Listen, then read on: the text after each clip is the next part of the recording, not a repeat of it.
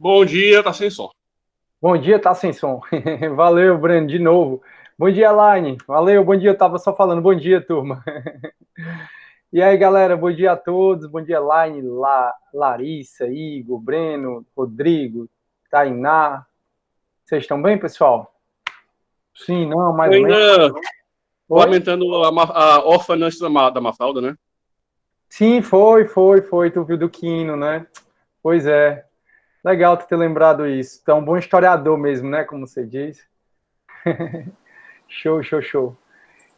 Bom historiador, na verdade, ficou por minha conta, né? Você disse que gostava muito de história. Show. A Elaine vai falar? A Elaine abriu o som para fazer coisinhas. Tá tudo ótimo. Que bom, Ricardo. Show de bola. Galera, mandem um link aí, por favor, no grupo, porque tem nem metade da turma aqui ainda. Beleza? Acho que tem alguém com o som ligado. Vocês estão escutando um barulhinho estranho, né? Aí, oi, Elaine, bom dia. Tranquilo? Pronto, tem gente entrando. Show. Turma, lancei as notas, né? Acho que vocês viram. Oi, Elaine. Tudo bom? Tá. Deixa eu colocar aqui. Pronto, ela Vou tá com. sair, pô. Como é, Elaine? Tá. Entendi nada. Show. Fala, Elaine, bom dia. Ricardo, bom dia. Rodrigo, bom dia. Show. Bruno também, bom dia. Bom dia, turma. Legal. Vocês viram então, né, que eu lancei as notas. Se tiver alguma. Se você quiser saber como é que foi composto, né? Aquela história que a gente já conversou várias vezes, né? 7 pontos à prova, 1 ponto cada atividade, você tem direito a 1 ponto extra. Aí, se você quiser saber, basta falar com a querida monitora Bianquinha, que ela tem uma tabela com todas as notas de vocês, tá? Se tiver algum erro, alguma coisa, é super fácil retificar, tá bom? Na turma de vocês, acho que não teve nenhum equívoco, não.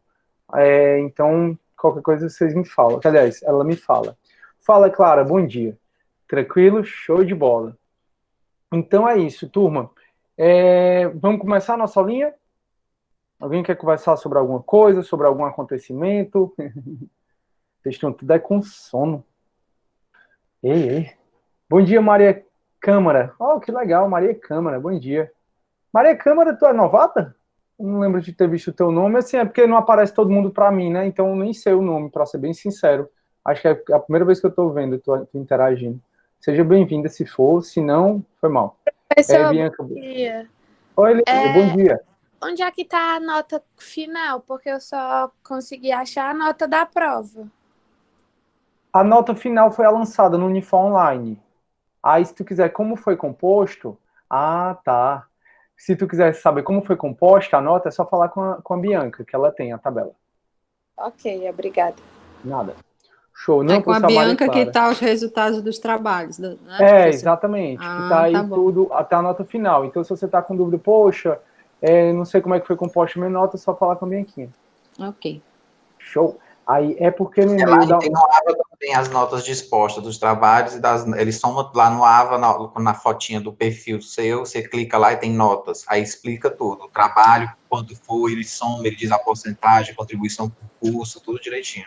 Não, eu vi, mas no meu não aparece os trabalhinhos que a gente fez, se a pontuação, como é que foi? Não aparece, só aparece as notas. A nota O final meu aparece só até no. apareceu a nota da prova, que foi 6, não apareceu Não, mas a nota a dos nota final trabalhos. aparece no aplicativo. Até no É no Unifor aplicativo. Online, turma. Ah, A nota da prova mesmo, a final, é no Unifor Online, tá?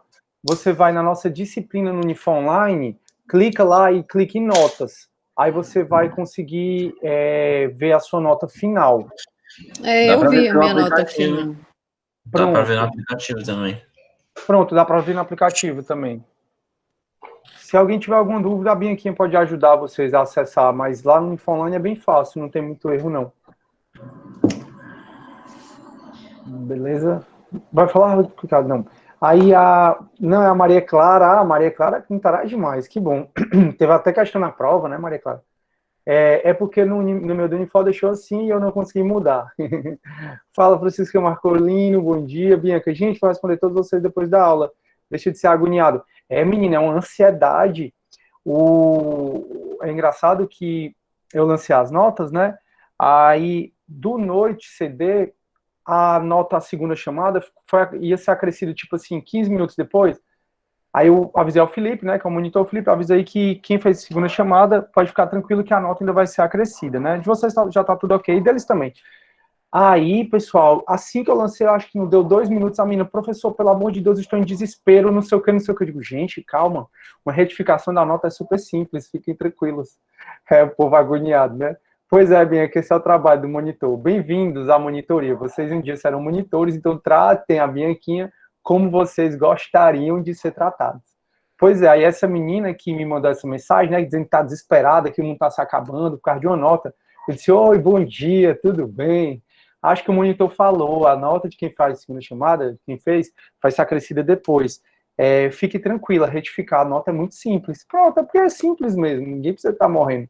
A sociedade hoje é muito ansiosa, exatamente por conta dessa velocidade das informações que a gente recebe. Não só por isso, né, envolve criação, envolve genética, envolve um bocado de coisa, mas a gente tem que sempre tentar, turma, já que todos nós tendemos à ansiedade, que é o mal do século, né? Realmente eu não tenho dúvida que a ansiedade é o mal do século, é a doença do século, é ela que está trazendo uma quantidade de outras doenças e também certas desgraças. Sempre tentem ser calmos, eu sei que nem sempre é fácil, mas inspirar pelo nariz, expirar pela boca, sempre ajuda. Show? Então é isso, turma, a gente vai continuar a nossa matéria. Turma, hoje então a gente entra no período socrático. Lembra, turma, aquela vez, eu desde cedo estou tentando abrir aquele slide que eu sempre mostro para vocês, dos períodos, e eu não sei o que está acontecendo com o meu computador, que ele não abre. Eu já baixei do sistema, já baixei aqui o arquivo original mesmo, e ele não está abrindo. Só para a gente conseguir, para vocês conseguirem visualizar onde é que a gente, olha, acho que vai abrir, onde é que a gente está, né? Porque isso aí eu acho que vocês sabem, mas como eu sei que tem gente que se matriculou agora, turma, sobre isso, eu queria até conversar com vocês. Algumas pessoas, não foram muitos, mas eu acho que todo mundo deve ser levado em consideração, a opinião de todo mundo, falou que estava muito complicado fazer as atividades porque eles assistem aula pelo celular, muitas vezes porque tem que dividir o computador em casa, muitas vezes fica complicado para eles, entenderam? E assim, a questão da internet. Aí eu fiquei pensando se eu vou ou não continuar com essa sistemática das atividades. Estou pensando em não, viu? Então essa semana não tem atividade e estou pensando sinceramente em não passar mais essas 4 atividades por AV que eu tinha combinado. Ah, professor, mas tanta confusão, não sei o quê. Pois é, eu estendi, né, o prazo da entrega da atividade, acho umas 3 vezes, porque sempre me disseram, não, a matrícula vai até o dia 14, aí eu estiquei até dia, sei lá, acho que foi dia 22. Aí, depois, quando eu vi dia 23, 24, tava a gente se matriculando. Aí eu estiquei até dia 29. Aí depois eu não estiquei mais. Mas eu acho, turma, que Professor, mas é tão bom para aprender. Pois Passa pelo Lívia. menos, tipo assim, para quem quiser fazer. É tão bom para fixar o conteúdo. Pois é. Eu tô pensando o que é que eu vou fazer da minha vida. Porque assim... Concordo, viu? Pois é, valeu, galera. É bom vocês me darem o feedback mesmo de vocês, o que vocês pensam, porque me ajuda a decidir, entendeu? E me ajuda a tentar encontrar um meio termo. Porque, pessoal, eu fico todo arrepiado, sabe? Porque a gente tem que considerar a diversidade do mundo, né? Uns têm mais oportunidade, outros têm menos oportunidade, uns têm mais condição, outros têm menos condição, uns são mais inteligentes, outros são menos inteligentes. Essas atividades eu passo no sentido de você fixar melhor o conteúdo.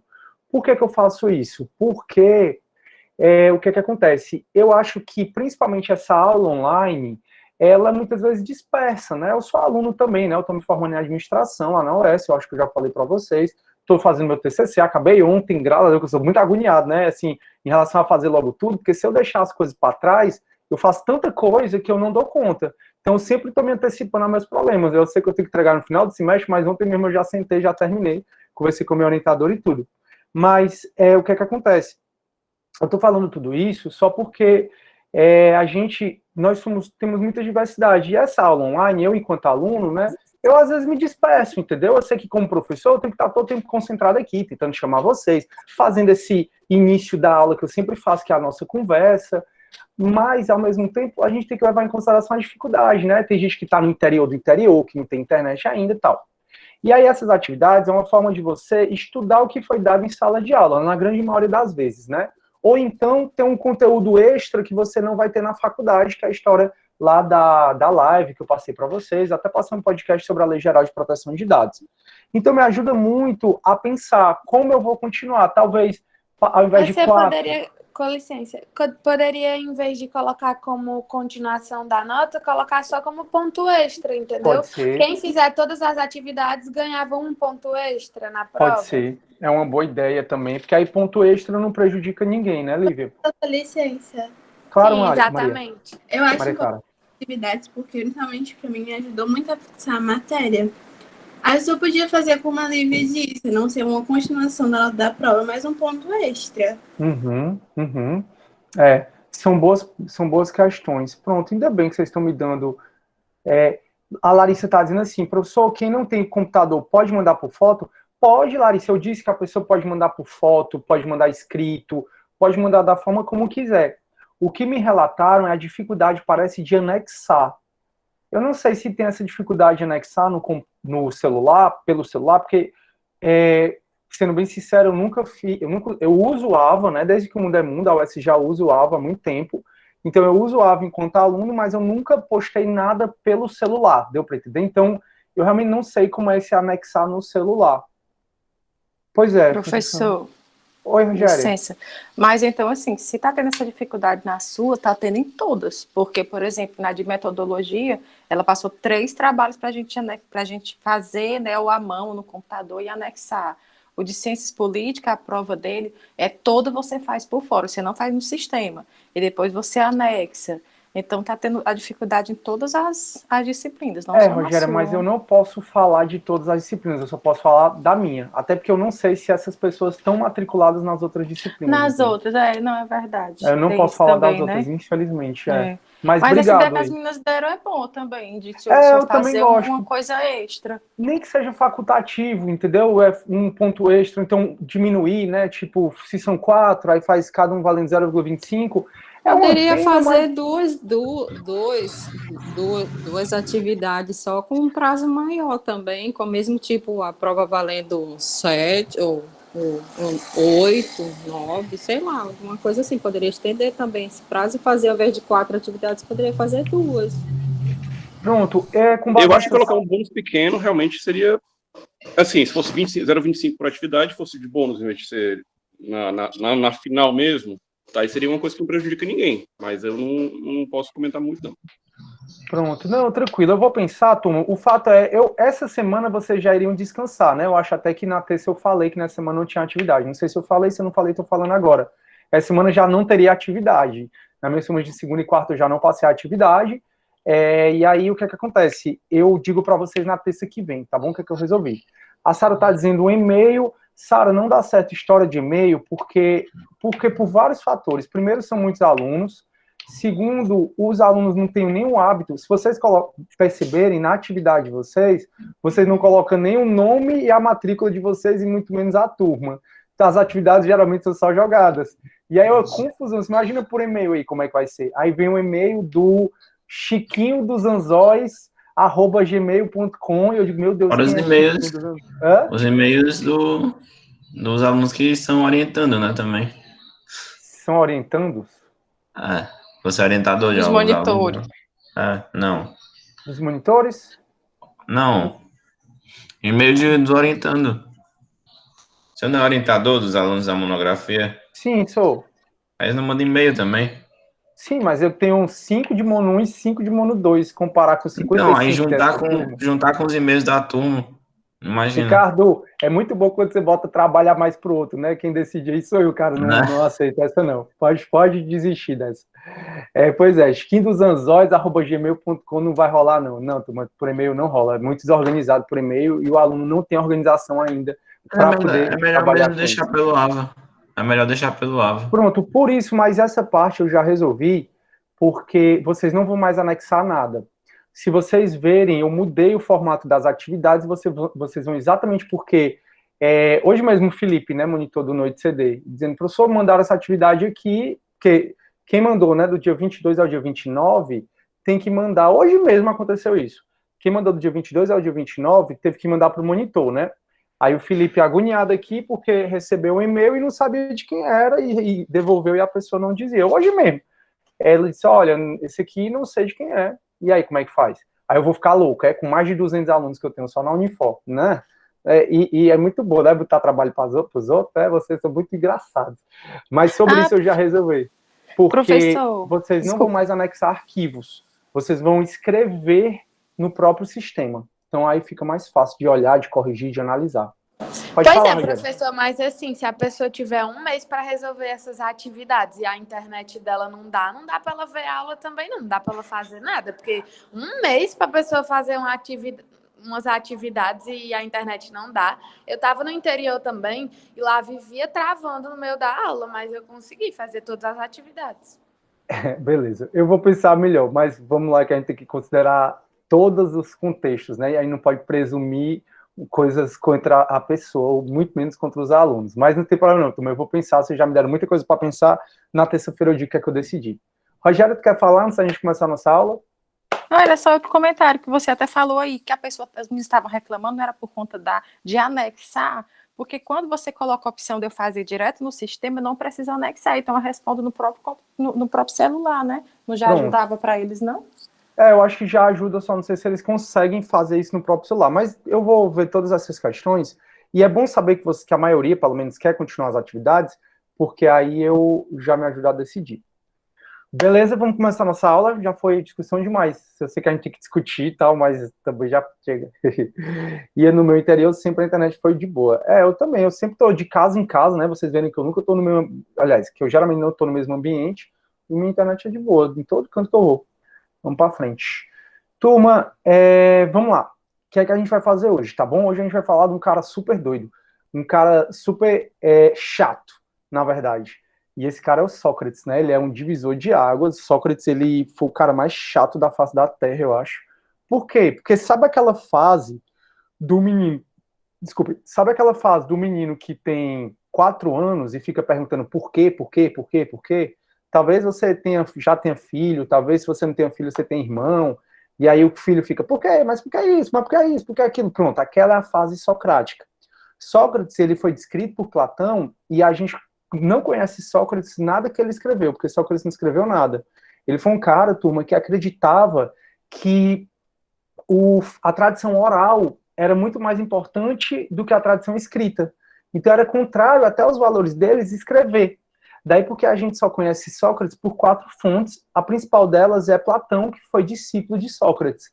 E se você pega os livros de Platão, que muitas vezes Platão escreveu bastante, a gente vai falar sobre ele, escreveu sobre a morte, sobre o processo do Sócrates, sobre a morte do Sócrates, sobre a execução do Sócrates, e vários outros livros. Platão foi brilhante, mas isso é assunto de outra aula. O Platão descreve Sócrates como um cara que ficava perambulando, vou chamar perambulando, nas praças de Atenas perguntando às pessoas. Então, todo tempo ele questionava. E aqui a gente sai do período cosmológico e vai para o período antropológico. Então, a gente está entrando no período antropológico ainda na antiguidade. E é super interessante esse período porque Sócrates, como a gente está conversando, ele foi esse divisor de águas.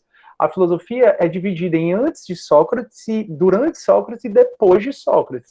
Daí porque período pré-socrático, socrático e pós-socrático. Porque ele, assim como Tales de Mileto, né, que foi o primeiro filósofo, que ele propôs uma nova forma de pensar, o Sócrates, ele propôs novos assuntos. O Sócrates, ele não dava tanto crédito aos filósofos anteriormente a ele. Esses filósofos cosmológicos que a gente acabou de estudar, sobre Anaximandro, Anaxímenes, sobre Filolau, ele não dava tanto crédito, porque ele dizia assim, rapaz, o que essa galera está pensando aí não pode estar certo, porque tem muita contradição, porque é tudo muito diferente, cada um diz que o arqué é uma coisa, não pode ser assim.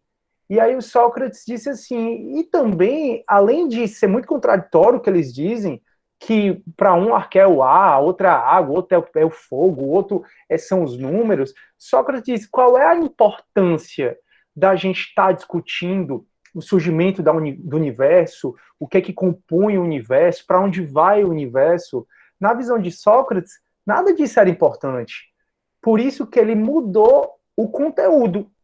E por isso que a gente sai de um período cosmológico de pensar o universo, o princípio do universo, a transformação das coisas, que foi o que a gente estudou, e agora a gente passa, de acordo com Sócrates, e foi Sócrates que introduziu muito isso, a gente passa a estudar a questão do ser humano. Então Sócrates achava muito mais importante, vou parar minha apresentação só para vocês me verem melhor. Sócrates achava muito mais importante discutir as coisas do homem, as coisas relacionadas ao homem em si. Daí porque a gente está entrando no período antropológico. Ele discutia muito política, ele discutia muito ética, muito virtude. Então Sócrates, ele propôs um novo conteúdo, não mais pensar nessa questão da cosmologia, ele não dava tanto crédito a esses filósofos da cosmologia, ele dizia que era muito contraditório o que a galera estava pensando lá, e ele agora propõe não mais pensar no mundo, ele propõe pensar nas coisas humanas. E o que é que levou Sócrates a propor essa nova forma de pensar? Turma, o contexto que ele viveu também foi um contexto que favoreceu essa nova mudança de pensamento. Já eu falo sobre a biografia dele, quem foram os pais dele, como é que foi ele em vida, já eu continuo falando um pouco mais disso. Mas vamos só entender o contexto em que Sócrates viveu. Turma, o contexto em que Sócrates viveu foi o período de maior florescimento da democracia ateniense. Então, a democracia, como vocês estão estudando em ciência política, como a gente já conversou muito sobre isso... Eita, pessoal, do tribunal, vou precisar atender essa ligação, ó, me dê só um minuto.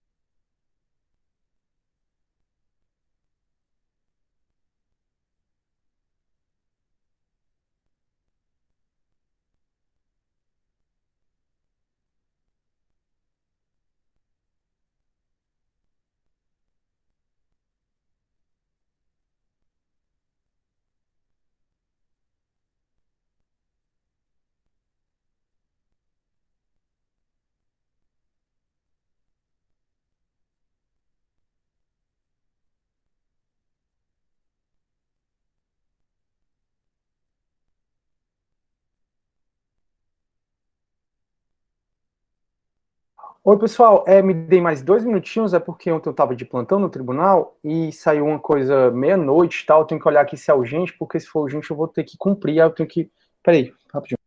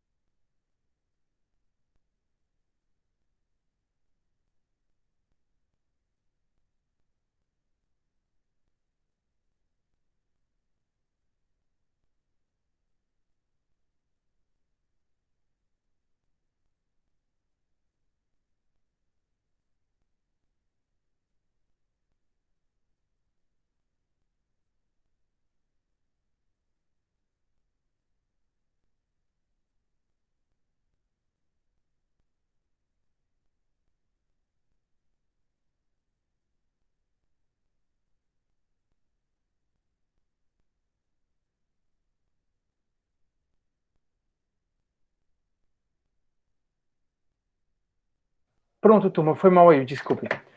Como eu falei, eu estava de plantão no tribunal, e aí no plantão sai coisas urgentes, mandados urgentes. Aí os mandados urgentes a gente tem que cumprir logo, entendeu? Aí se for urgente, tipo, afastamento do lar, se uma mulher está se sentindo violentada, ou alvará de soltura, se o cara tá preso, aí você tem que dar imediato cumprimento, entendeu? Aí, como ontem já não tinha mais nada, eu fiquei tranquilo, e aí hoje ele me ligou aqui, o cara que distribui, para dizer que saíram mais 5. Aí eu tava vendo do que era para saber se dá para esperar ou não. Obrigado aí, Bruno, obrigado todo mundo valeu, obrigado. Eu sempre programo para não ficar de plantão nas aulas, mas assim, o plantão vai até meia-noite. E geralmente não chega nada, quem tá trabalhando meia-noite, né, assim, no tribunal, enfim, não tá. Mas aí chegou, então estou. Show. Boa. Então, turma, o que é que acontece? A época que Sócrates viveu foi uma época que favoreceu muito ele trazer essa nova forma de pensar o mundo. Por que favoreceu muito ele trazer essa nova forma de pensar o mundo? Exatamente porque foi a maior época de florescimento da democracia ateniense. E aí vocês estão estudando em ciência política, a gente já até falou um pouco sobre a forma da democracia grega, que foi uma forma direta.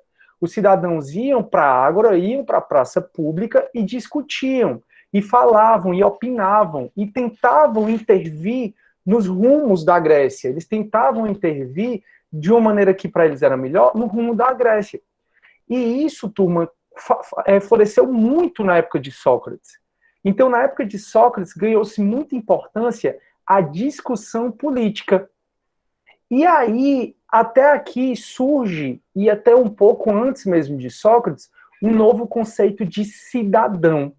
Professor, não estou entendendo. Quando a democracia grega ela floresceu muito, ela precisou que os cidadãos pudessem serem bons oradores em praças públicas. Então surgiu essa necessidade, já que a democracia tinha florescido tanto, de as pessoas conseguirem ir para a ágora e conseguirem discutir, discursar e persuadir os demais ouvintes, os demais cidadãos. Então, antigamente, no período cosmológico, e o período cosmológico é do século 7 a 5 a.C., não tinha esse desenvolvimento da democracia todo. Contudo, a partir do século 5 a.C., passou-se a democracia grega desenvolver mais ainda. Foi a época do auge da democracia grega. E a democracia grega requer que os cidadãos, que a gente já falou, que cidadão é só homem maior, de pai e mãe ateniense, nascido em Atenas, ou seja, cidadão exclui mulher, exclui escravo, exclui criança, exclui os apátridas, que são os não cidadãos. Então, a democracia ateniense, na época do período cosmológico, ela não era tão desenvolvida como ficou no período antropológico. Então, nesse período antropológico, essa parte de ir para a ágora, ir para a praça pública e discutir e opinar sobre os valores da sociedade, e tentar convencer os demais de fazer política pública, floresceu muito, foi o auge, foi na época de Sócrates. E nessa época, houve uma mudança do conceito do que é cidadão. Como assim uma mudança no conceito do que é cidadão? Turma, antes, no período cosmológico, foi um período de muita guerra, foi um período de tentar delimitar o território. Não é à toa que até na prova, eu não sei se foi na prova de vocês, mas numa das provas dizia que a Jônia era uma colônia da Grécia, exatamente. Então, nessa época, existia uma época, no período cosmológico, um período muito de delimitação de território, um período muito de guerra, de expansão do território até. Então, na época do período cosmológico, a formação do cidadão era destinada a formar um cidadão que seja guerreiro e um guerreiro belo.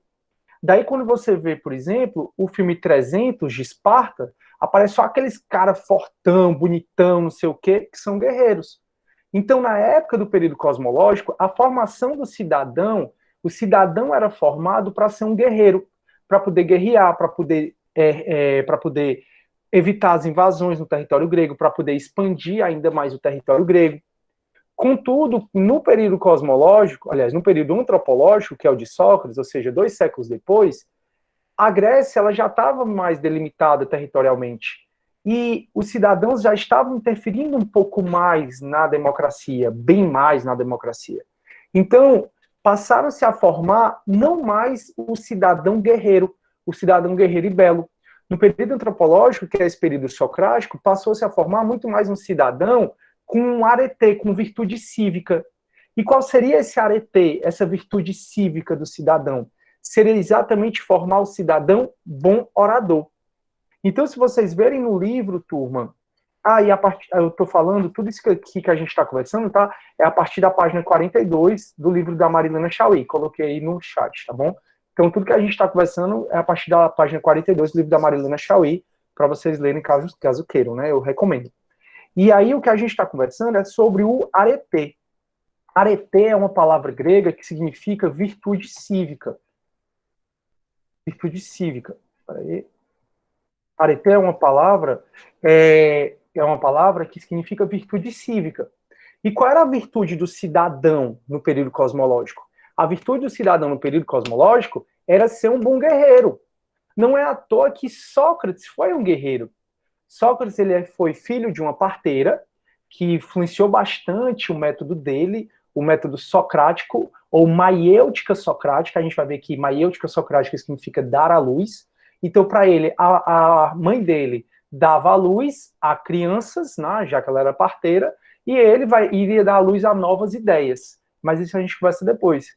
Então, Sócrates ele foi filho de uma parteira, que é a mãe dele, e foi filho de um artesão. O pai dele até trabalhou no Paternon, até trabalhou na Acrópole. O pai dele trabalhava bastante como artesão, ele aprendeu o ofício do pai, mas o Sócrates foi convocado a guerrear, e uma das guerras mais importantes que ele participou foi a Guerra do Peloponeso, e disse que ele era um cara extremamente habilidoso, com resistência física fora do comum. Então, ele mesmo, o próprio Sócrates, ele já foi formado para ser um guerreiro. E aí, a partir de agora, a gente passa a perceber que Atenas, que a Grécia, não precisa mais desse cidadão guerreiro, como era no período cosmológico. Agora a Grécia precisa de um cidadão bom orador. E aí foi nessa época, antes mesmo de Sócrates, que surgiram os primeiros filósofos. Então, quais são os primeiros filósofos da época antropológica?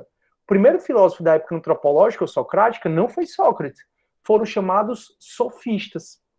E os sofistas, pessoal, eles foram muito mal compreendidos, e eu queria que vocês abrissem a cabeça de vocês, porque todo mundo detona os sofistas. Só que o que a gente conhece dos sofistas é tão somente o que os inimigos deles falavam.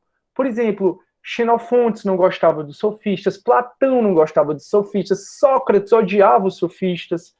E aí, com a queimada da Biblioteca de Alexandria, com as perdas dos documentos, a gente não tem praticamente nada escrito dos primeiros grandes sofistas ou dos grandes sofistas. O que mais a gente conhece dos sofistas são escritos de pessoas que não gostavam deles. Professor, e o que é que os sofistas faziam? O que é que os sofistas, quem foram eles? E por que que Sócrates, Platão, Aristóteles, mas eu acho que Aristóteles gostava. Todo mundo diz que Aristóteles não gostava dos sofistas, mas eu discordo, até porque, para mim, Aristóteles foi um sofista, mas isso é outra confusão. Se eu for falar nisso para outro professor de filosofia, é capaz de eu ir morto.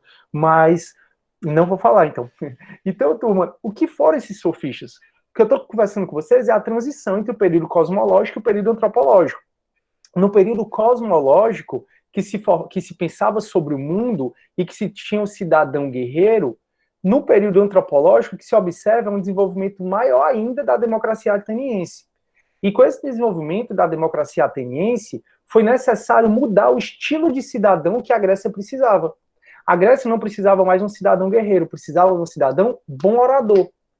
Aí, para formar esse cidadão bom orador, para formar esse cidadão com esse arete, que é a virtude cívica, e a virtude cívica, nessa época, era o cidadão conseguir opinar, discutir a coisa pública. Então, para formar essa galera, o que é que aconteceu? Surgiram os sofistas. E os sofistas foram os primeiros filósofos desse período socrático ou antropológico. Esses sofistas, eles surgiram para ensinar o que eles diziam que era a arte da persuasão. Então, os sofistas, basicamente, foram filósofos que eram contratados, recebiam dinheiro para poder ensinar as pessoas a discursar em público. Esses foram os sofistas. Então, eu queria ser um bom orador, eu queria ser um político, na época, era bem mais fácil do que ser hoje, né, caso você fosse cidadão. Então, viriam os filósofos, antes mesmo de Sócrates, os sofistas, para explicar, para te ensinar a arte da oratória. E a grande questão é que o sofista, ele te ensinava tanto a defender um ponto de vista, como defender argumentos contrários a esse ponto de vista. Então, por exemplo, a gente tem os três grandes sofistas, né? Protágoras, sem sombra de dúvida, é um grande sofista, mas ele não foi um dos primeiros. Protágoras, vocês vão ouvir falar dele, eu vou voltar a falar dele. Ele é aquele que diz que o homem é a medida de todas as coisas. Que é o que define bem, né, esse período antropológico. O homem é a medida de todas as coisas. Eu até já discuti um pouco sobre essa frase com vocês, dizendo que tudo depende da percepção humana. Então, se eu acho esse celular bom ou ruim, Isso aqui é a medida de... eu sou a medida de achar esse celular bom ou ruim. Então, o homem é a medida de todas as coisas. Mas a gente tem como os primeiros sofistas e grandes sofistas, a gente tem Protágoras, a gente tem Isócrates, olha os nomes, né? Legal. A gente tem Górgias. Esses três, Górgias, Isócrates e Protágoras, esses três, Protágoras, Isócrates e Górgias. Esses três são os primeiros sofistas. E esses sofistas, são os principais sofistas, né? Como eu disse, a gente sabe dele através dos inimigos dele. Por isso que as pessoas geralmente tendem a não gostar dos sofistas. Mas os sofistas, nada mais, nada menos, eram filósofos que eram contratados para ensinar as pessoas a arte da persuasão, a arte de falar em público, a arte de defender um argumento e defender também esse não argumento. Então perceba, pessoal, que no caso do Protágoras, por exemplo, ele era contratado, estava ali o Bruno, queria ser um bom orador, e o Protágoras dizia, Bruno, vou te ensinar a discursar em público e defender que deve mandar os guerreiros para a guerra. Mas, Bruno, quando alguém for defender para mandar os guerreiros para a guerra, e você não quiser, eu vou te ensinar a argumentar contrariamente a isso. Galera, os sofistas, eles recebiam para fazer isso. E Sócrates não gostava deles, na verdade, Sócrates tinha um abuso a eles, e uma série de sucessores também não gostavam deles, muito também, talvez, até influenciado pelo Sócrates, porque, primeiro, os sofistas, eles, em troca dos ensinamentos, em troca da sabedoria deles, os sofistas, eles recebiam dinheiro. E para Sócrates, isso era um desrespeito enorme à sabedoria. A nossa sabedoria, lembra de filosofia, de amor a sabedoria, a filosofia, o filósofo, ele tem que amar o saber. E se você ama aquela coisa, você não vende aquela coisa. Você ama a sua mãe, você não vende a sua mãe. Você ama seu pai, você não vende seu pai. Você não vende as coisas que você ama. Então Sócrates ficava indignado. Lembrem, turma, que nessa época eles não trabalhavam, tá? Os filósofos, eles tinham condições de viver sem trabalhar. A gente já conversou sobre isso porque a sociedade grega era uma sociedade escravocrata. Então eles não trabalhavam e por isso não precisavam vender conhecimento. Já os sofistas, eles recebiam para ensinar.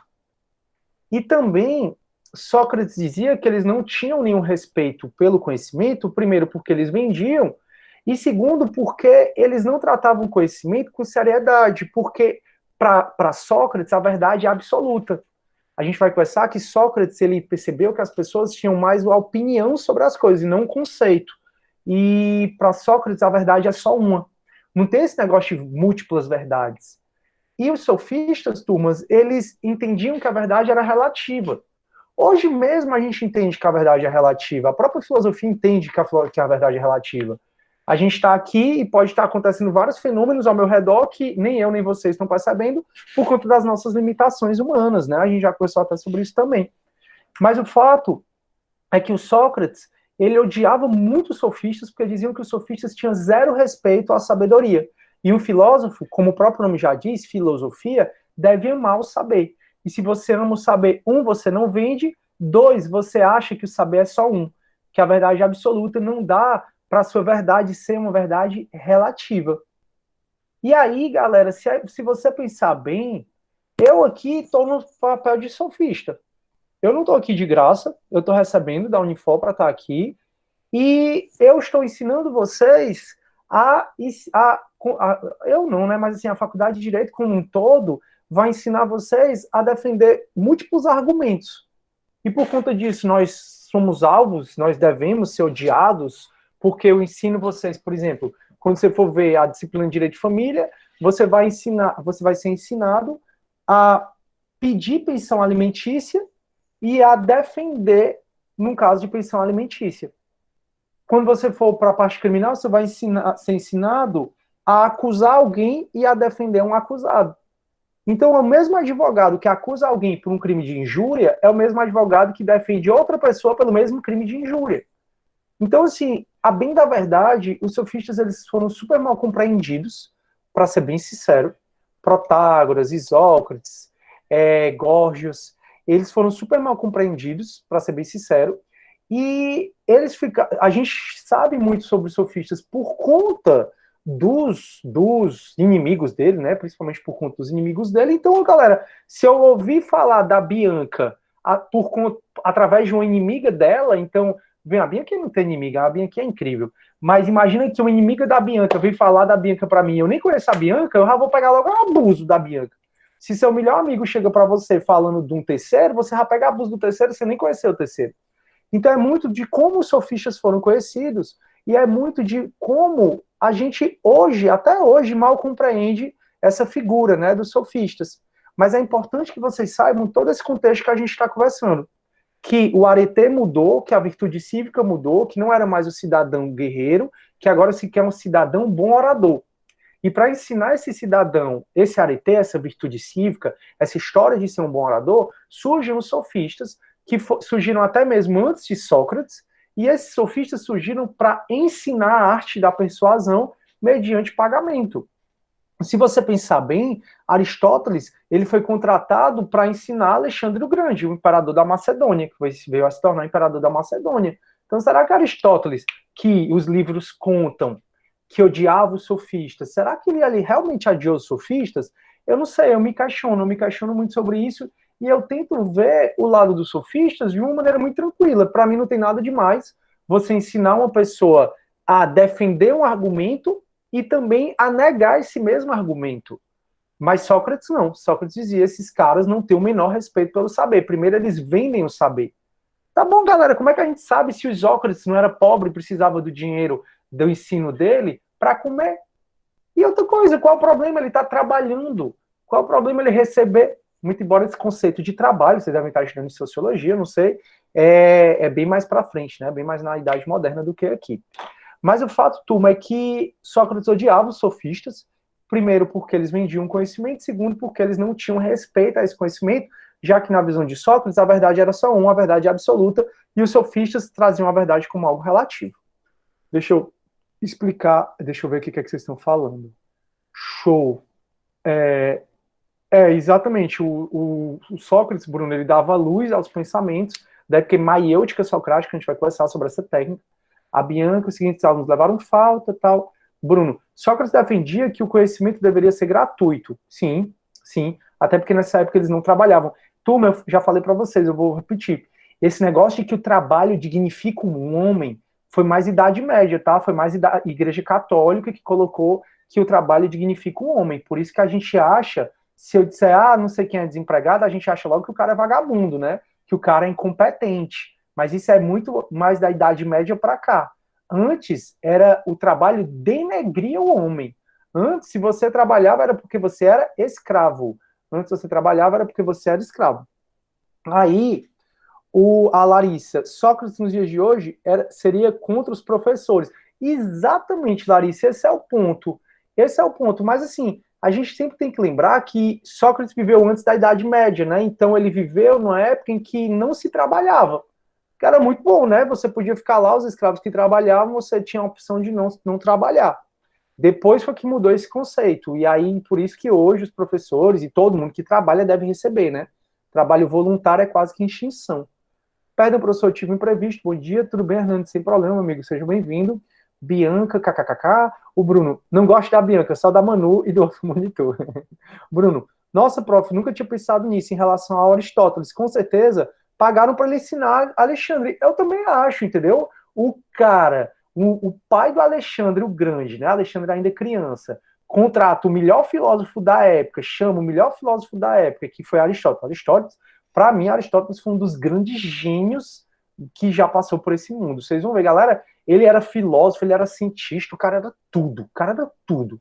E aí, um filósofo mais conhecido da época, que era cientista e tal. Aí o pai do Alexandre o Grande, que era imperador, chama o Aristóteles para educar o filho. Aí vai dizer que o Aristóteles não recebeu nada.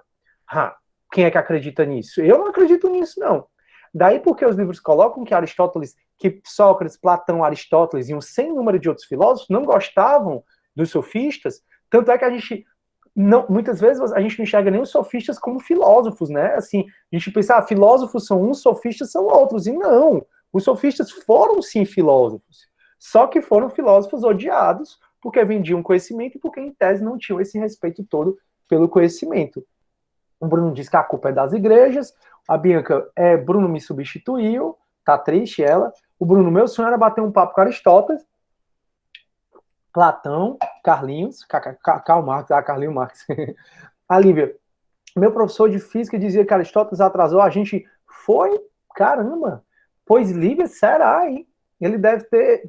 Ele dizia que o pensamento aristotélico sobre o movimento, de que uma coisa só se movia se alguém empurrasse, sabe aquele negócio da inércia, essa coisa? Ele defendeu isso e muita gente acreditou por 2000 anos. E ele disse que se as pessoas não tivessem acreditado nele tanto, se ele não tivesse todo o poder que ele tinha, não ia ter que esperar até Newton aparecer para mostrar que que a maior parte do que ele falava era mentira e que provavelmente a gente já estaria em viagens espaciais com carros voadores e com várias outras coisas, porque ele atrasou a gente 2000 anos. Legal, respeito muito o seu... Não é bem assim, mas eu sei por onde que ele está falando, porque tem muita coisa que o pensamento aristotélico ficou tão realmente engrenado no pensamento medieval que eles não deixavam você ensinar contrário, não deixavam você questionar de qualquer forma. Os humores, aquela coisa dos fluidos do corpo, de como tratar as doenças. Tem muitas, como você mesmo falou que o Aristóteles era meio renascentista em termos de ter totipotente, todas as áreas ele está agindo. Em todas as áreas que ele atuava, ele tinha dogmas que ele acabou gerando por causa que ele foi tão popular. Não é culpa dele, não é culpa dele. É culpa das pessoas que levaram ele como Deus. Perfeito. Pois mas ele quis falar em relação à física mesmo, né? Ao movimento, à inércia, essas coisas, e não os outros assuntos que ele falava. Não, os outros assuntos também, eu estou dizendo que ele também tem esse queiro de dar um certo atraso em outros assuntos. Ele criou vários dogmas em várias áreas, é isso que eu estou falando. Na verdade, Turma, a gente nunca vai saber se ele atrasou, se não atrasou, né? É muito relativo. É até aquela discussão, os mitos, eles influenciaram o surgimento da filosofia, ou os mitos, como diz Hegel, eles atrasaram em mais de 200 anos, em mais de não sei quantos mil anos, o surgimento da filosofia, né? Então, são coisas que a gente nunca vai saber, porque não aconteceu daquela forma. Mas o fato é que Aristóteles, acho que como todo mundo, né, teve acertos e teve erros também. Então, se ele está falando isso, deve ter um fundamento, né, como a Lívia até explicou, mas em compensação, por exemplo, a catalogação da biologia dos seres vivos foi utilizada durante milhares de anos, não, mas durante acho que uns 2000 anos, nem dá milhares de anos, né? Eu acho que uns 2000 anos foi usado mais a catalogação, se não foi 2000, foi mais de 1000, a catalogação criada por Aristóteles da biologia, que a gente estuda os vertebrados, invertebrados, o reino filo, não sei o quê. Ele criou o protótipo dessa catalogação da biologia, foi muito utilizado. O cara foi um gênio, mas realmente ele deve ter falhado em alguns aspectos aí, como o professor da Lívia falou, né? Mas, de novo, todos nós podemos falhar, e falhar faz parte da ciência mesmo. A ciência, a coisa que a gente leva como certo na ciência é ensinado errado nos livros até hoje, e quando você chega na faculdade, você aprende que é diferente. Uhum. As coisas tem pontos e contrapontos o tempo todo. A questão do Aristóteles foi mais porque realmente no mundo medieval, o pessoal levou muito a sério e você não podia sair daquilo ali. Não foi culpa dele de jeito nenhum. Perfeito. O Breno né? Ele é defensor ferrenho do Aristóteles. Show, cara. Bacana. Turma, o Lucas fez um comentário aqui que ele é muito interessante para a gente sempre pensar no nosso sistema educacional que eu converso com vocês, né? O nosso sistema educacional, ele é muitas vezes travadinho para você ir lá acertar no Enem e acertar no vestibular.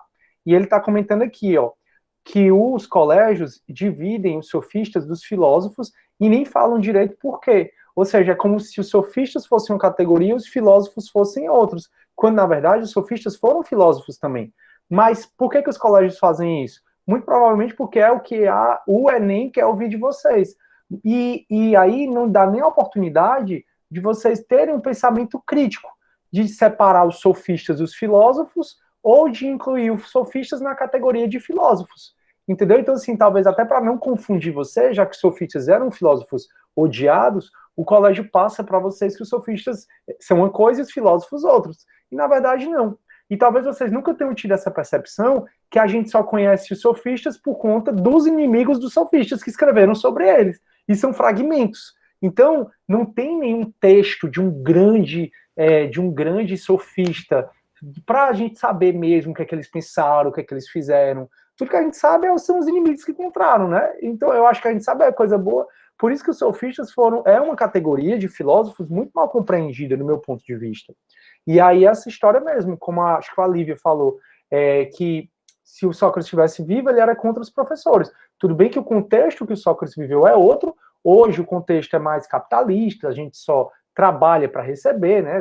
Tanto é que trabalho vem de tapalium, que significa pena, e antigamente o trabalho era uma pena, ou seja, por você ser escravo. Hoje, a nossa pena por trabalhar é o recebimento do salário, né? Que é uma indenização aí que a gente recebe por dar o nosso tempo, o nosso esforço, a nossa mão de obra.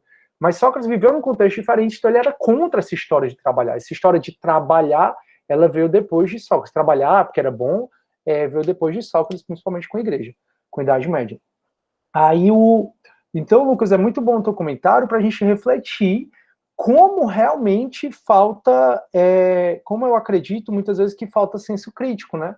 De poder pensar um pouco sobre isso. Não estou dizendo que você tem que amar os sofistas, não estou dizendo que você tem que discordar de Sócrates, estou dizendo só que você tem que pensar, quando for decidir, que os sofistas são conhecidos pelos inimigos dele, né? Foram conhecidos por conta dos inimigos dele, pelos escritos. Professor, Oi, Lucas. tanto que, tipo assim, nas minhas aulas, né, do ensino médio, aí eu ficava questionando a utilidade, né, tipo, o que é que ia funcionar, aí o professor, tipo, olhou pra minha cara e falou, você vai aprender desse jeito porque o Enem vai cobrar desse jeito, então se você fizer vai estar errado. Eu, ok. Pois é. Para você ver, né, turma? Então, a gente nasceu de criar, e volto para aquela conversa que a gente teve quando eu pedi para vocês criarem um mito. A gente nasceu de criatividade, a gente nasceu de energia, cheio de questionamento, aí a gente entra no modelo de sociedade que vai padronizando todo mundo. Então, por exemplo, se eu olhar todos os homens, inclusive eu, olha como é que é o nosso cabelo. Se eu olhar como vocês estão vestidos, provavelmente olha como é que vocês estão vestidos. Ah, professor, eu tô de pijama. Tá, mas tá em outro contexto, né? Eu digo assim, se você olhar como as pessoas se vestem, como as pessoas se falam, como as pessoas discursam, é todo mundo padrão. A gente foi formado, a gente entrou no modelo taylorista e fordiano, né? Não é fordiano, é do fordismo. A gente entrou no modelo de fordismo, de fabricação de carro, e aí a gente está sendo fabricado contra seres humanos. Daí, porque até uma discussão, a gente não aceita uma discussão com tanta naturalidade. Então, se a gente está numa mesa e um cara fala uma coisa que a gente não concorda, provavelmente vai acontecer duas coisas. Ou você diz, só para não ter discussão, ou você discorda e meu amigo vai sair pau de briga aí, provavelmente. Geralmente acontece, porque nem maturidade para discutir a gente tem, já que a gente entra nesse modelinho. E aí a resposta é essa que foi dada para o Lucas. É o Enem que você tem que saber, sim, porque é o Enem que cobra sim. A culpa é do professor do Lucas? Não, a culpa é mais do sistema educacional, né? Vamos para frente.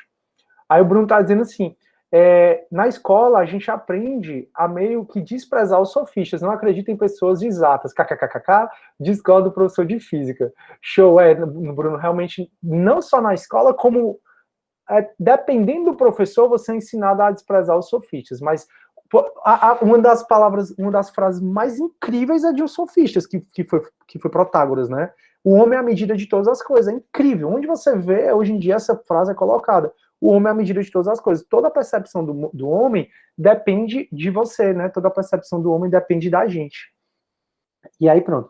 Clara, não dava para ser bom em tudo, né? Exatamente, com Aristóteles. Sim, a escola só prepara você para o Enem e pronto. Pois é, e cadê a consciência crítica? E aí forma uma massa, né? Nós somos uma massa, todo mundo é igual a todo mundo. A diversidade, minha, sua, ela é meio que descartada na escola. Daí porque, às vezes, construir aquele mito foi tão difícil. Porque a gente é ensinado a não mais trabalhar com o lado criativo, só com o lado racional. Só que é um problema, né? Definir o Twitter em 2020. Eu nem tenho Twitter, galera, eu nem curto muito rede social, para ser bem sincero. Mas o Twitter, o pessoal fica, o homem é a medida de todas as coisas, Lucas? É isso que tu quer dizer? É porque, tipo, no Twitter é o seguinte, você discorda da pessoa, aí a pessoa não se dá o trabalho de debater, ela começa a te detonar, te xingar de todas as formas possíveis, porque ela, tipo, não quer que o pensamento dela seja discordado. Exatamente. Por quê? Porque ele não tem maturidade para entender que o outro é diferente de mim. Então a gente não tem maturidade para entender que o outro não sou eu. E a gente não tem essa maturidade porque a gente foi ensinado a estar todo mundo igual, a pensar igual, a se vestir igual. Então no colégio, se tu tinha aquela menina que pintava o cabelo de rosa, porque ela queria causar assim no sentido de querer ir contra o sistema, ela era deixada de lado, né? Por quê? Porque ela é diferente, cabelo de rosa. Hoje já tá mais natural. Mas digo assim, aquela pessoa que quer ser o diferente, a gente olha assim, ixi, por quê? Porque a gente tem que ser igual. Para ser aceita, a gente tem que ser igual. Tem que pensar igual. Só que a gente, nessa necessidade de ser aceito, e porque a gente é ensinado a ser igual, por isso que a gente tem essa necessidade de ser aceito, aí, e vir igual, a gente perde o que há de mais caro na gente, que é a nossa individualidade. Que é o Sidney gostar de nadar e o Bruno não. Que é o Sidney gostar de matemática e o Bruno não. Que é o Sidney, enfim, só para dar exemplos. Cada um de nós somos seres totalmente diferentes. E essa nossa diversidade tem que ser muito respeitada. E você tem que descobrir quem é você. Se você não descobrir quem é você, você vai passar o resto da sua vida sem ter conseguido viver a contento. E é isso. Aí o Lucas sobre... Peraí. Pronto, é o Bruno. Prof, se você quiser, poderia passar algo sobre os surfistas para a gente ter um conhecimento mais aprofundado? Poderia ser uma atividade. Bruno, não sei se tu estava aqui em relação à atividade, eu vou dizer na terça-feira, tá? Essa semana não tem atividade, tá bom, cara? Mas é ótimo, tu me estuda aí, bota aí, ó, Protágoras, Isócrates, Gorgias, Gorgios, Protágoras, o Isócrates, Gorgios, são 3 grandes sofistas, só que tu não vai achar muita coisa sobre eles, tá entendendo? Por quê? Porque o que se tem sobre eles foram os escritos dos inimigos deles, né? Por isso que tem essa má compreensão em relação a eles. Lívia, e o sistema quer que a gente tenha senso crítico? Claro que não, né, Lívia? Claro que não. Daí porque a gente consegue eleger tantos e tantos e tantos corruptos. Exatamente porque se a gente tivesse um pingo de senso crítico, a gente não colocaria metade das pessoas que estão lá nos representando. Ou então a gente já teria mudado o país do jeito que está. Porque, pessoal, eu vivi numa época, eu sou mais velho que a maioria aqui, eu vivi numa época que, pelo menos, quando era criança, diziam assim, caramba, não sei se você já ouviu isso que eu vou falar agora, com certeza que quem é mais velho, quem tem mais de 30, por aí, já ouviu, que é assim, caramba, como é que pode, né? O Brasil é saqueado desde que foi descoberto, desde o ano 500, e não se acaba, né? É um país muito rico, porque a gente é saqueado, foi saqueado pelos portugueses, pelos holandeses, pelos espanhóis, aí depois a gente foi saqueado pelos políticos, pelos reis, tal, aí pelos políticos, e até hoje a gente é saqueado, e não acaba o dinheiro. E só o que a gente ouve falar agora, acabou, meu amigo, não tem, tá aí vem reforma administrativa, e a reforma administrativa, só para vocês entenderem um pouco, é um desmonte do Estado, é um desmonte, a gente voltar na época de coronelismo, onde concurso público vai entrar em extinção, isso não é, turma, nenhum tipo de alarme que eu quero dizer para vocês, não é nenhum tipo de, eu não quero deixar vocês assustados, não, só estou dizendo o que é que está na reforma administrativa. É o que, Breno? Alarmismo, que você fala? Não é nem alarmismo, tem um outro, eu não quero deixar ninguém em pânico tal, mas, assim, o Estado, ele foi construído, e a Constituição de 88, que ela é muito recente, ela impôs a obrigatoriedade do concurso público, porque antes de 88, qualquer prefeito, qualquer governador, qualquer presidente colocava quem quisesse na administração pública, quem quisesse. Então, estava lá, imaginei numa prefeitura, assumia um prefeito, aí o prefeito colocava todos os servidores públicos, né, a parentada toda lá, beleza. Aí esse prefeito tinha a gestão, e aí quando esse prefeito perdia e assumia outro, sai todo mundo, e todos esses projetos da administração pública, todas essas investigações que a administração pública está fazendo, agora são tocadas pela oposição. O que é que a oposição vai fazer com esse trabalho? Se tiver contra ela, vai botar para baixo, não vai dar continuidade à política pública. A reforma administrativa, ela colocou, porque tem gente que defende o Estado mínimo. Estado mínimo é o Estado intervir no mínimo necessário, o resto deixar na iniciativa privada. A reforma administrativa, se ela for aprovada do jeito que está, que eu acho que não vai ser, mas a gente tem que ficar atento, a reforma administrativa, ela, turma, ela foi para o Estado mínimo do mínimo. A grande maioria das coisas, a grande maioria dos serviços públicos, tudo vai ser feito pela iniciativa privada. E aí quem vai poder usar? Só quem tem, ó, dinheirinho. Vamos deixar os pobres de escanteio. E com um decreto, o governador do estado vai poder extinguir as universidades estaduais. Com um decreto, o presidente da República vai poder extinguir as universidades federais. Mesmo as universidades federais tendo sido criadas por lei, mesmo a UES sendo criada pelo estado, por lei estadual, com uma canetada, o governador vai poder extinguir a URCA, a UES. Com uma canetada, o presidente da República sozinho vai poder extinguir a federal. Ou seja, formando cada vez mais e mais pessoas alienadas. Porque as federais, elas também são muito criticadas, porque elas ensinam as pessoas muitas vezes a pensar. Eu estudei na Federal Odonto, eu estudei na Federal Psicologia, e turma, meus melhores professores são da Federal, não tenho nem dúvida. Não que eu não estudei na Unifor, né? Eu estudei mestrado, doutorado, eu fiz na Unifor, mas meus melhores professores foram da graduação, eles ensinam você a pensar. Dizem, falta aula, sucateado, não sei o quê. Eu não lembro, eu só lembro uma vez um professor meu, de todos os anos que eu passei na Federal, do professor meu ter faltado uma vez. E foi porque e foi uma professora, na verdade, e foi porque ela tinha se perdido, não sei o que, uma questão lá. Mas, assim, tive aula todos os dias, tive pensamento crítico, e aí, por isso, que aí eu tô conversando sobre isso, por conta da pergunta da Lívia, né? Pronto, da pergunta da Lívia, que não é porque a gente tem senso crítico, exatamente porque as coisas vão passando e a gente é aboiada. Não tem o ministro da Educação, né? Do Ministério do Meio Ambiente, o Ricardo Salles, que diz que está na hora de passar a boiada. Aliás, acho que foi até o Weintraub, né? Que é época da Educação. Está na hora de passar a boiada. Ele disse claramente que a gente está discutindo. Ele disse assim: vamos aproveitar esse momento que está todo mundo prestando atenção em outra coisa e vamos passar a boiada. O que é que ele quis dizer com passar a boiada? Passar os projetos de lei que a sociedade não quer, mas que ninguém está prestando atenção, porque a gente não tem senso crítico. Então, realmente, nós somos ensinados a não ter senso crítico nenhum. Tanto é que o que eu falei da reforma administrativa, acho que nenhum de vocês sabiam. E a reforma administrativa foi enviada, e a reforma administrativa está sendo falado desde que o Bolsonaro entrou. E eu acho que nenhum de vocês soube. Mas é culpa de vocês? Não, é muito mais culpa, digamos assim, do sistema, que não faz com que a gente se interesse por essa política. Aí continua, né, essa confusão aí que tá, e o dinheiro do Brasil tá se acabando. Não tem mais.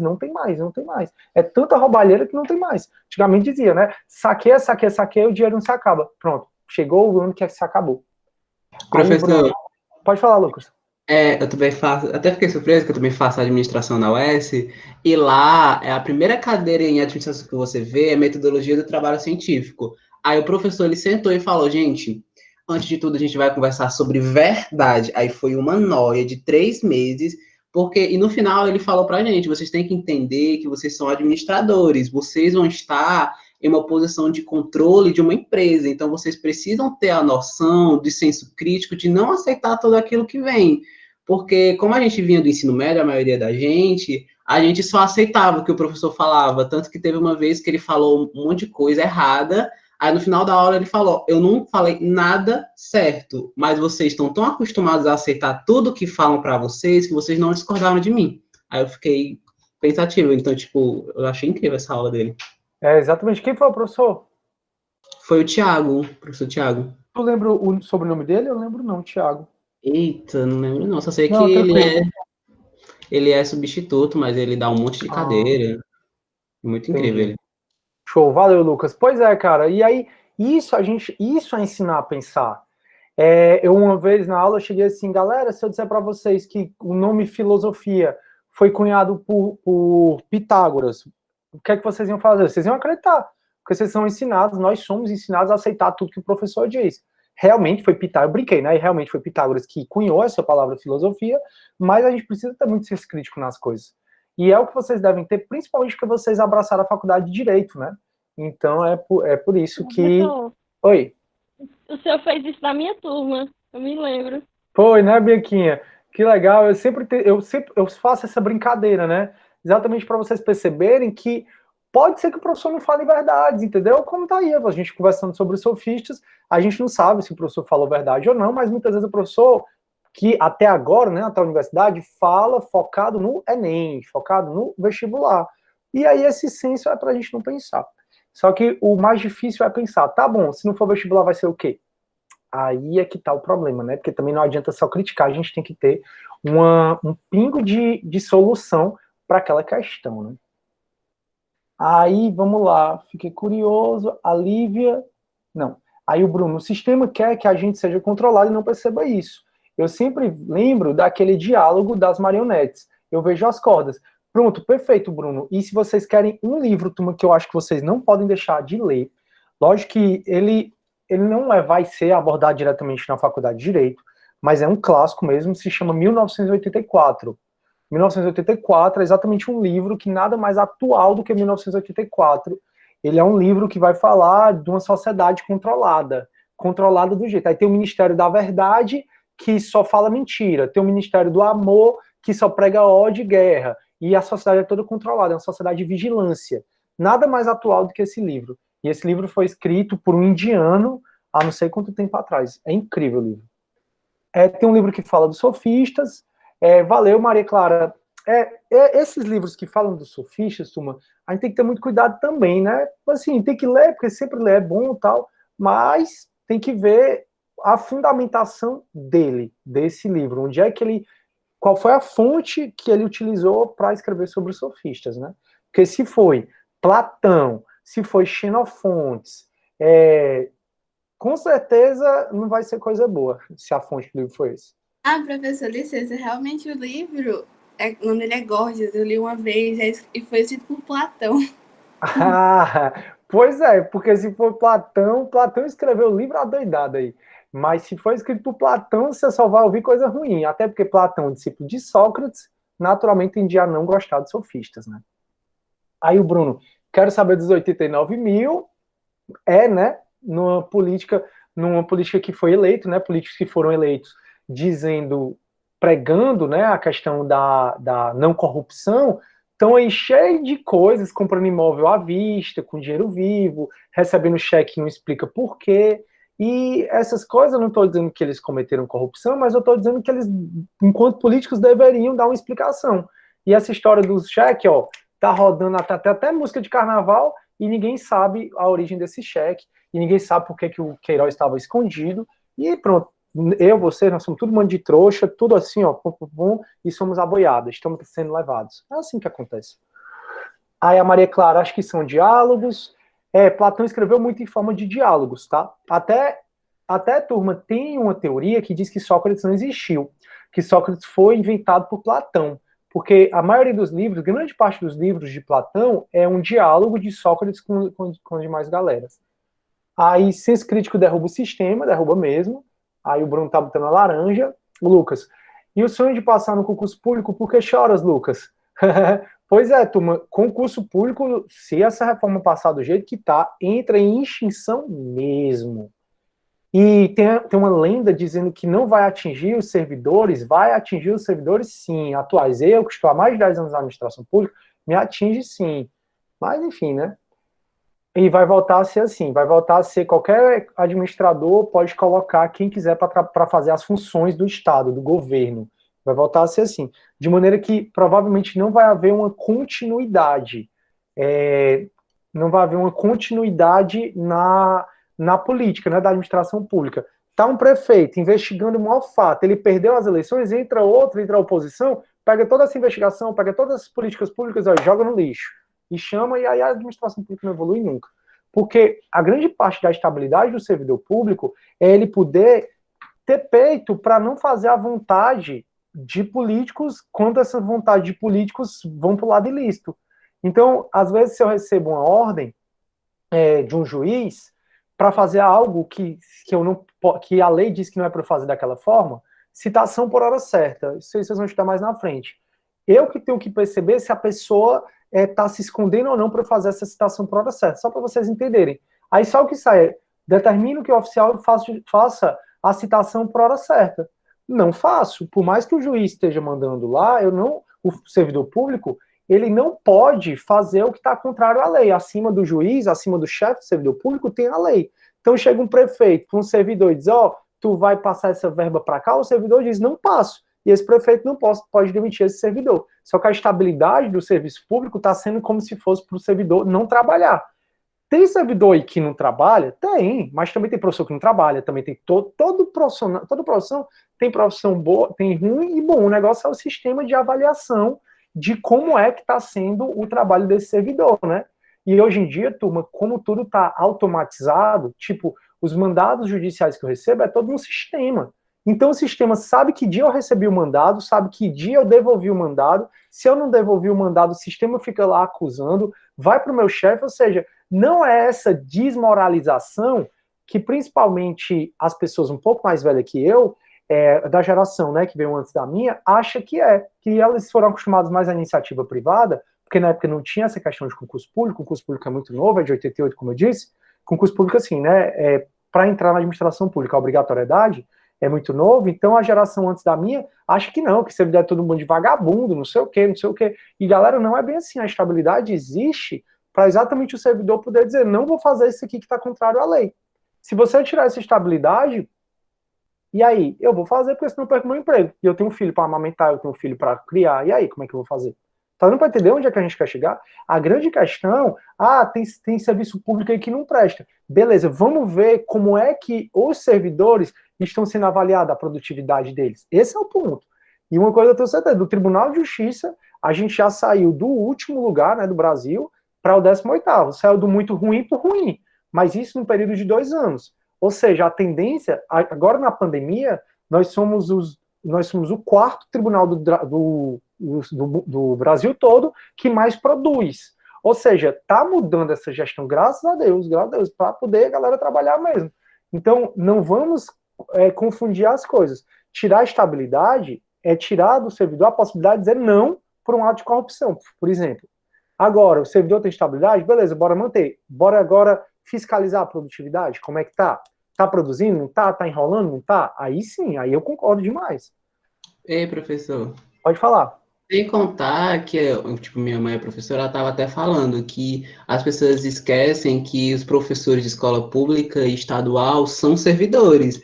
Então, se eles ensinarem alguma coisa contra o governo, explicar o que é que está acontecendo, o emprego dele vai a rodo. Aí ela falou que vai ter coragem de ir contra o governo, tendo 2 filhos para amamentar, para cuidar. Não vai. Estão vendo aí, pessoal? Perfeito, Lucas. Perfeita a colocação da tua mãe. Perfeito. Obrigado por compartilhar. Turma, o que a mãe dele falou? Olha, os professores de escola municipal, estadual, federal, são servidores públicos. E são os servidores que ensinam as pessoas a pensar. Ensinam até esse nível crítico que a gente está conversando aqui. Se eu sou professor de uma escola pública, e aí eu perco a minha estabilidade, eu vou ensinar meu aluno a ter senso crítico? Não, porque eu preciso do meu emprego, porque eu tenho criança para cuidar.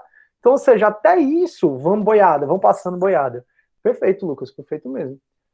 E aí, a Fernanda, o documentário, o dilema da rede social, né? O dilema das redes, comenta a manipulação das redes sociais, como nós somos levados a consumir, de acordo com os algoritmos, que são programados pelas grandes companhias, e que não percebemos, né, que estão fazendo com a sociedade. Exatamente.